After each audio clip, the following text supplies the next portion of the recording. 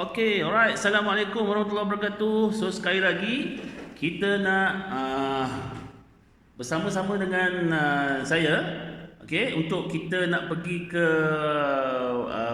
video berkenaan dengan bagaimana kita nak menggunakan Atmosphere Sky ni di rumah anda, kan? Video sebelum ni kita dah tunjukkan bagaimana nak unboxing kita punya Sky ni.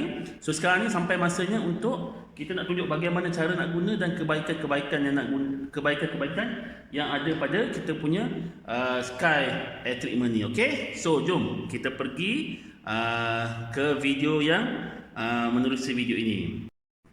Okey, alright. So sekarang ni yang berada di depan anda ini adalah sebuah unit baru kita punya Atmosphere Sky. So inilah yang kita punya unit baru Atmosphere Sky ni. Tinggi dan besar ni kita punya Sky. Okey. So bagaimana cara nak mula-mula nak menggunakannya? So apabila anda dah pasang power supply dan sudah orang kata apa? On kita punya power supply, dia akan keluar tanda button untuk on ni. Nampak je berklip-klip tu. So dekat situ, sebab ini adalah dia punya paparan LCD. Okey. So apa anda perlu buat? Anda hanya perlu tekan button on. Okey. Alright, so bila tekan button on akan ada beberapa paparan dekat sini, dan bagaimana cara nak menggunakan setiap paparan tersebut. Okey, pada permulaan yang pertama saya nak tunjukkan ini adalah dia punya indicator. Okey, indikator untuk menunjukkan dia punya lifespan ataupun berapa lama lagi filter-filter ni boleh digunakan. So kita tak perlu risau sebenarnya untuk Sky ni, kita dah akan tahu bila masa kita punya filter akan digunakan dan perlu ditukar. So dekat sini ada 3 warna hijau ni sebab ada dalam ni ada 3 jenis filter yang macam seperti ni yang saya dah tunjuk sebelum ni. Filter yang pertama kita namakan sebagai pre-filter. So pre-filter ni macam filter aircon. So yang ni tak perlu ditukar, hanya boleh dicuci saja. Bila sampai masanya, bila debu-debu besar tu dah berkumpul, dah penuh, so boleh boleh kita basuh ataupun vacuum dan sebagainya. So filter yang kedua ni, yang agak besar sikit ni, kita namakan sebagai filter HEPA.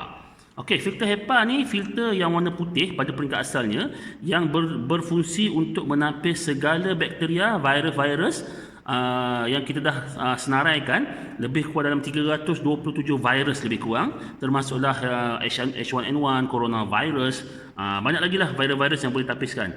Okey, so yang ni apabila dia sampai masa kuning tu, dia dah hampir nak kena tukar. Kalau dia dah masuk ke level merah, so maka dia perlu ditukar.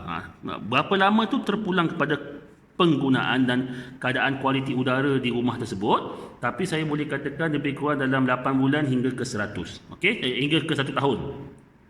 Okey, so level ketiga ni ataupun filter ketiga ni adalah carbon filter. Dia bertujuan untuk menapis bau. So yang ni pun dia akan bergantung kepada penggunaan juga. Kalau sekiranya kawasan kat situ banyak kawasan chemical, contoh kata macam di Kerteh, macam perindustrian kan.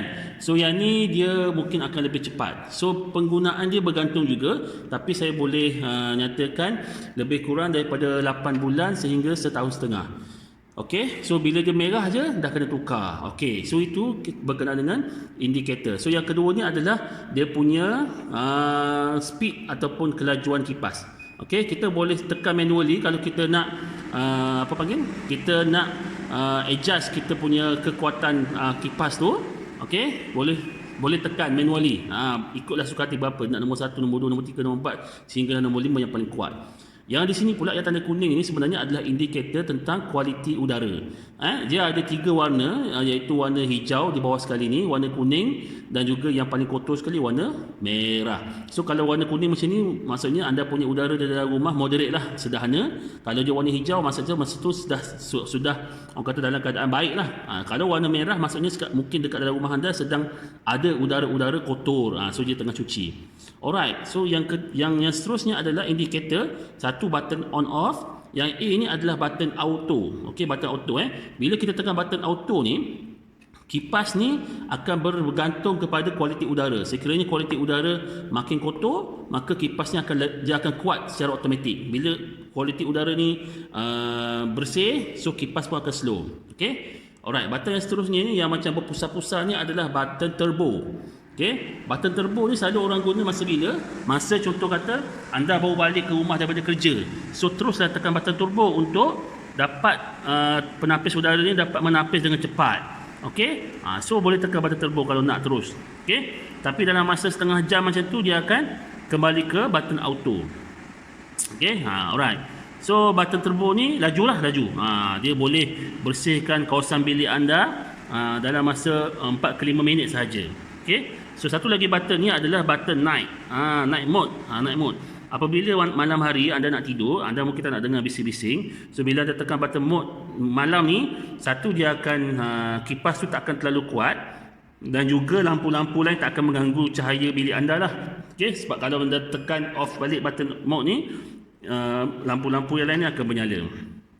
Okey, alright. So itu saja kepenggunaan kita punya Sky ni mudah sangat, dan anda boleh juga kalau anda perasan ada button Wi-Fi dengan button Bluetooth ni, sebab kita juga ada apps yang mana anda boleh connectkan anda punya apps dalam handphone anda ke sistem Sky ni untuk anda boleh kontrol Sky ni walaupun anda berada di luar rumah. Okey, so itu saja daripada saya, dan selamat mengguna kita punya Sky yang bagus ini untuk melindungi anda punya keluarga dan juga anak beranak di rumah. Okey, jumpa lagi. Assalamualaikum.